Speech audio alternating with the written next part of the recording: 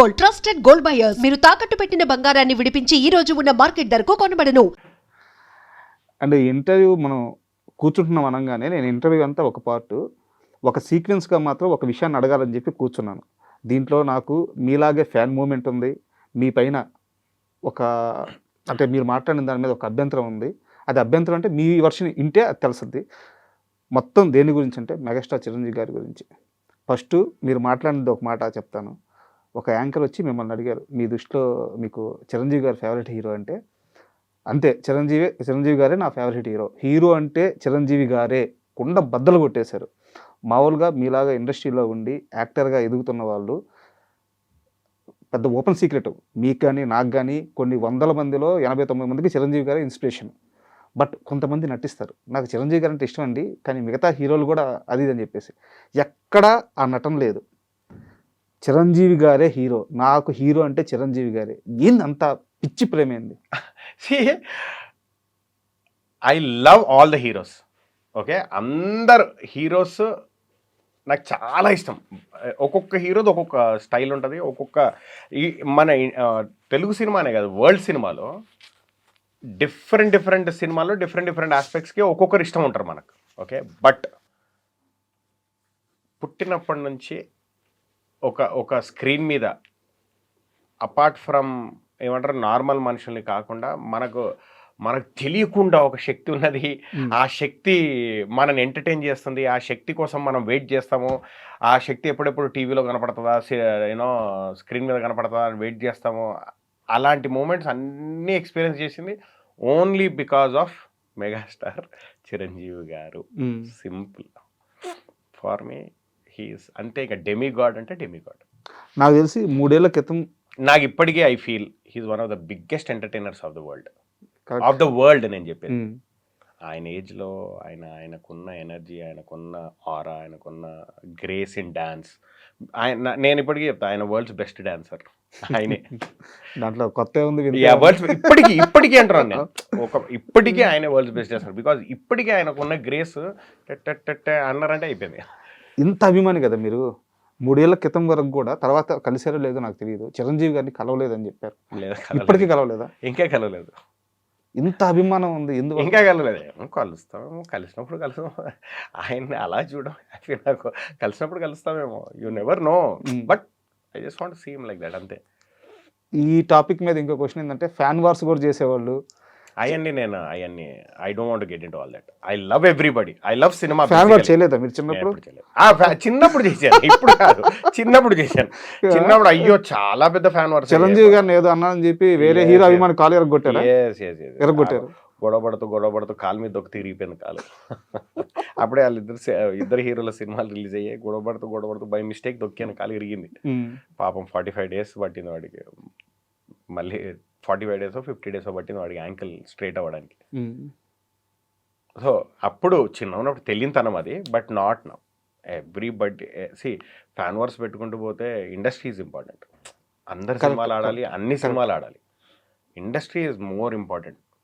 ఇప్పుడు సచిన్ టెండూల్కర్ ఒకటి అంటాడు, cricket is greater than a player అని. అలా ఇండస్ట్రీ ఈజ్ గ్రేటర్. యాక్చువల్గా మీ సినిమాల్లో ఇది మీ దాకా వచ్చింది లేదు నాకు తెలియదు, ట్యాక్సీ వాళ్ళ సినిమా నాకు చాలా బాగా ఇష్టం. ఆ సినిమా కానీ దాంట్లో మీ క్యారెక్టరేషన్ కానీ చాలా బాగుంటుంది. అయితే ఆ సినిమా రిలీజ్కి ముందే ఖచ్చితంగా ఈ సినిమా ఆడదు అని చెప్పి ఒక నెగిటివ్ క్యాంపెయిన్ జరిగింది. అవును. ఎవరు చేశారు ఆ క్యాంపెయిన్? తెలీదబ్బా, స్వేర్ తెలీదు అస్సలు. నో ఐడియా ఎవరు చేశారు ఏంటి తెలియదు. బట్ జరిగిందనేది ఒప్పుకుంటారా? అంటే అప్పటికి హాఫ్ సినిమా రిలీజ్ అయింది, బయట కూడా ఈ సినిమా ఆడదు అని టాక్ ఉండేది. బికాజ్ నేను సినిమాలో పనిచేస్తున్నాను కదా, ఆ సినిమా అని చాలా చిన్న చూపు ఉండేది సినిమా మీద. నేను ఒక cinema, to be very frank, నేను ఒక సినిమాని కథ స్టేజ్లో నమ్మితే ఆ సినిమాని బాగా మోస్తాను. నేను బాగా లవ్ చేస్తాను, ఆ సినిమాతో లవ్లో పడిపోతాను. పడిపోయి ఆ సినిమాని బాగా మోస్తాను. అరే ఈ సినిమా బాగుంటుంది అనేది నా అలవాటు. అది గుడ్ అయి ఉండొచ్చు, బ్యాడ్ అయి ఉండొచ్చు, but I don't want to change it. అది మోస్తాను సినిమాని. ఆ సినిమాని కూడా నేను బాగా మోసేవాడిని ఇండస్ట్రీలో. బట్ చాలా ఇండస్ట్రీ అంటే లైట్ తీసుకునే వాళ్ళు చాలామంది ఉండేవాళ్ళు. బట్ నెగిటివ్ క్యాంపెయిన్ జరిగిందా, ఎవరు చేశారు, that I don't know. To be very frank తెలియదు నాకు. విజయ్ దేవరకొండ గారి సినిమా సెట్లో కానీ లేకుంటే ఆయన తోటి ఆర్టిస్టులు ఉండే విధానం కానీ ఎలా ఉంటుంది? వెరీ కూల్గా ఉంటాడు, ఏదో కాలేజ్ ఫ్రెండ్స్ లాగా ఉంటాడు. అప్పుడు టాక్సీ వాళ్ళప్పుడైతే అలాగే ఉండే. మళ్ళీ తర్వాత నేను ఇంకా ఆ తర్వాత మళ్ళీ పని చేయలేదు మేము. బికాస్ తను వేరే వేరే వేరే సినిమాలకు వెళ్ళిపోయాడు, నాది వేరే సినిమాలు. ఇప్పుడు మళ్ళీ కలిస్తే మళ్ళీ కలిసి పని చేస్తే ఏం యూ నెవర్ నో, మళ్ళీ తెలుస్తుంది ఇప్పుడు. ఇప్పుడు నేను కొంతమంది పేర్లు చెప్పాను మన ఇంటర్వ్యూ మొత్తం మీద.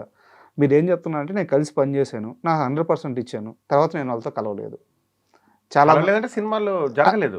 అది కాదు కదా ఇండస్ట్రీ అంటే, రెగ్యులర్గా మధ్యలో వెళ్ళాలి, ఫ్రెండ్స్ కలవాలి. ఇప్పుడు ఎలా అంటే సరే, ఇంకోటి ఇలా కలిసే వాళ్ళు ఉన్నారు కదా, మధ్యలో వెళ్ళి కలిసి విష్ చేసే వాళ్ళు ఉన్నారు అలా కదా, చాలా మంది ఉన్నారు నాకు కూడా. వాళ్ళందరికీ అవకాశాలు వస్తున్నాయి కదా. చాలా మంది ఉన్నారు నాకు కూడా. మరి మీకెందుకు అంటే, మీరు కష్టపడి సంపాదించుకోవడమా లేకుంటే మీకు క్యారెక్టర్స్ మీరు కరెక్ట్ అని రావడం జరుగుతుంది, కానీ మీకంటూ ఒక గ్రూప్ లేదు, మీకంటూ ఒక క్వార్టరీ లేదు. ఇప్పుడు నువ్వే అన్నావు, ఏమన్నావు, మీ మీద ముద్ర పడిపోయింది ఒకటే గ్రూప్ కానీ అని. సో నితిన్ విషయంలోనే జరిగింది అది, మీ సినిమాల వల్ల వచ్చింది. బట్ మీకంటూ ఒక సర్కిల్ ఉండాలి కదా, ఆ సర్కిల్ ఉంది. సర్కిల్ ఉందబ్బా, సర్కిల్ లేకపోవడం లేదు, సర్కిల్ ఉంది. Definitely I have my own circle. But you know నేను వెళ్ళి ఎవరిని అవకాశాల గురించి యూనో నాకు ఇవ్వండి అని అది లేదు, నాకు అది లేదు. ఎందుకంటే ఐ ఫీల్ వాళ్ళకి అనిపిస్తే వాళ్ళు చెప్తారు కదా, చెప్పినప్పుడు కదా మనం అప్పుడు న్యాయం చేయగలుగుతాం. మనం వెళ్ళి అడిగితే వాళ్ళని ఇబ్బంది పెట్టినట్టు ఉంటుందేమో, లేకుంటే వాళ్ళు ఏమైనా ఫీల్ అవుతారేమో, వీడేంటి సాగు కొడుతున్నాడు అనుకుంటారేమో, ఈ మొహమాటం వల్ల తప్పితే. బట్ నాకు సర్కిల్ లేకపోవడం అంటూ ఏం లేదు. ఇప్పుడు ఆకాశంలో ఒక తార డైరెక్టర్ పవన్ సాధినేని ఉన్నారు, ఆయన నాకు చాలా క్లోజ్ ఫ్రెండ్.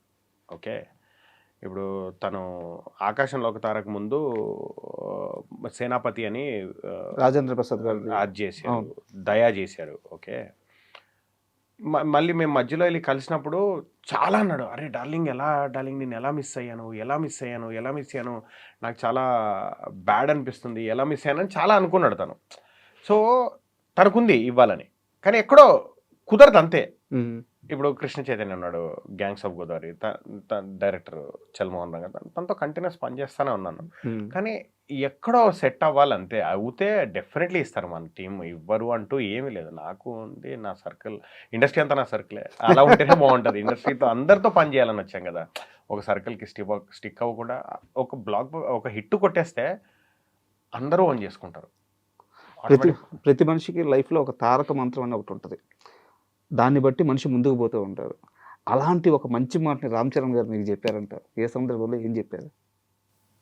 వినయ విధరామ జరుగుతున్నప్పుడు చెప్పారు ఆయన, అన్ని సినిమాలు చేయాలి మధు, ఏ సినిమా ఎక్కడ క్లిక్ అవుతుందో, ఏ సినిమా ద్వారా ఏ పరిచయం పెరుగుతుందో నీకు యూ నెవర్ నో, అన్ని సినిమాలు చేస్తూ పోవాలి, అప్పుడే పరిచయాలు పెరుగుతాయి అని చెప్పారు ఆయన. విచ్ ఇస్ వెరీ గుడ్ కదా. ఆయన చెప్పింది 100% ఫాలో అవుతాను నేను. కాదు, నాకు డౌట్ ఏంటంటే, అంత పెద్ద స్టార్ హీరో కదా, సెట్లో వచ్చినప్పుడు ఆయన పని ఆయన చేసుకొని వెళ్ళిపోవడం అట్టేముండదు? ఏముండదు. ఆయన సెట్కి వచ్చిన తర్వాత అందరినీ పలకరిస్తారు, అందరితో మాట్లాడతారు. ఎవరైనా సెట్లో కనపడకుంటే పిలిచి మరీ అడుగుతారు, ఏమైంది తను లేడు ఈరోజు, తను రాలేదు ఈరోజు. 100% ఎవ్రీథింగ్ ఆయన ప్రతి ఒక్కరు నోటీస్ చేస్తాడు. నోటీస్ చేసి ప్రతి ఒక్కరిని పలకరించి ప్రతి ఒక్కరిని అంటే గుడ్ బ్యాడ్ అడుగుతారు, తిన్నారా లేదా. జనరల్లీ మనం అంటాంగా కలిసి కూర్చున్నప్పుడు, సరే బ్రేక్ఫాస్ట్ అయిందా, అలా కాకుండా గుడ్ బ్యాడ్ కూడా తెలుసుకుంటారు ఆయన. ఓకే, ఆయనకు టైం ఉంటే, షార్ట్ గ్యాప్ ఉంటే మాత్రం గుడ్, ఎవరి లైఫ్లో గుడ్ ఉంది, ఎవరి లైఫ్లో బ్యాడ్ జరుగుతుంది అన్నీ తెలుసుకుంటారు. అంత అంత అంత అంటే he shows so much of interest.